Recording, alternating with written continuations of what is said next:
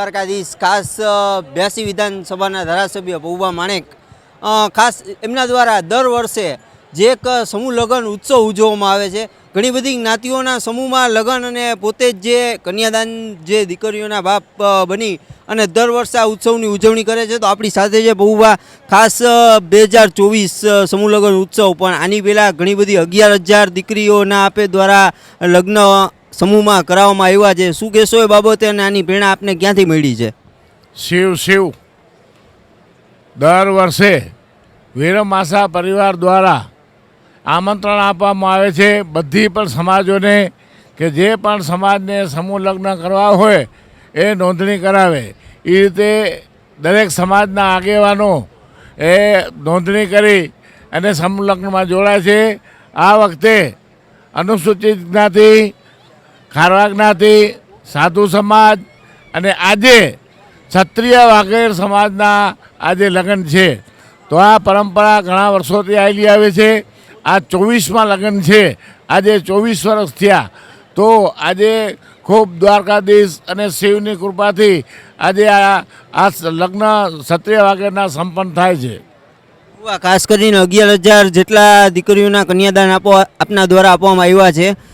કેવું ફિલિંગ આપનું? અને એવું પણ કહેવામાં આવે છે શાસ્ત્રોમાં કે કન્યાદાનથી મોટું દાન એ કંઈ હોતું નથી। શું કહેશો એ બાબત આપ?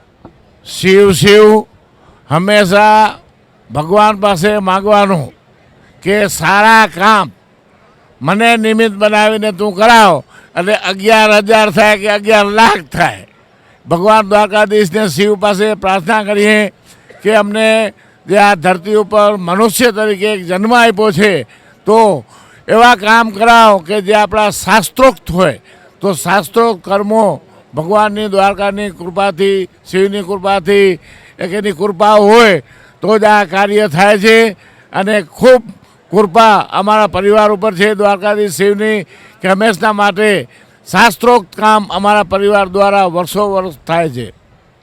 ખાસ કરીને આ લગ્નની એક અનોખી પ્રથા છે કે કંઈ વસ્તુ લઈ આવવામાં નથી આવતી, આપ જ આપો છો। કેવી રીતનું હોય જાય છે? કોઈ દિવસ એવું ન કરાય કે ઘી તેલ તેરા ને તમાશા મેરા। એટલે જે આપણાથી થાય એ આપણે કરવું જોઈએ। અમારા યજ્ઞ હોય કે કથા હોય કે લગ્ન હોય કે ગૌશાળા હોય, જેની અંદર હું એમ માનું છું કે આ કામ મારું છે જ નહીં, દ્વારકાધીશ અને શિવનું છે। જ્યારે દ્વારકાધીશ અને શિવ ના આ કામ હોય એમાં કાંઈ ધનની કાંઈ ખામી આવતી જ નથી। એટલે ભગવાન દ્વારકાધીશે દીધું છે અને હું તો નિમિત્ત બની ને કોઈ પણ પાસે ભાડા કર્યા વગર આ બધા કાર્ય ભગવાન મારી પાસે કરાવે છે। વગેરે સમાજો દ્વારા આપનું જે સ્વાગત કરવામાં આવ્યું છે, સન્માન કરવામાં આવ્યું છે, સમૂહ લગ્નમાં 18 વરણ જોડાયા છે। શું કહેશો એ બાબતે અને ખાસ શું મેસેજ તમામ સમાજને? ઓખા મંડળ હોય કે જામનગર જિલ્લો હોય કે ગુજરાત હોય કે ભારત હોય, જ્યાં પણ અમારી જે એક વ્યક્તિગત જે અમને ઓળખે છે, અમારા પરિવારને ઓળખે છે, એને ખૂબ અમારા પરિવાર પ્રત્યે લાગણી છે। અને દરેકે દરેક કાંઈ પણ એવું હોય એટલે તરત એક ભગવાન દ્વારકાધીશ પાસે મારા વતી પ્રાર્થના કરે છે કે આ પરિવારને આવું ને આવું બળ આવજે। તો આ જ બધા પણ સમાજની મહાનતા છે।